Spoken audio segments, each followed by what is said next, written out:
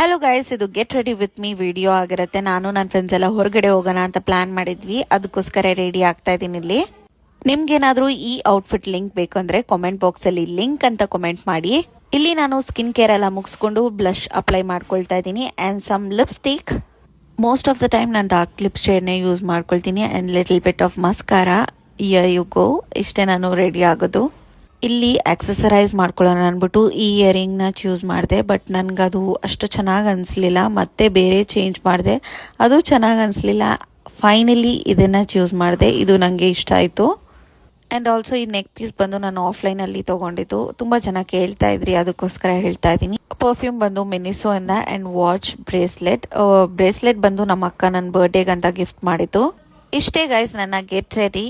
ನಿಮ್ಗೇನಾದರೂ ಈ ವಿಡಿಯೋ ಇಷ್ಟ ಆಯ್ತಂದ್ರೆ like, share, comment and follow ಮಾಡ್ಕೊಳ್ಳಿ. Bye bye, take care, love you all.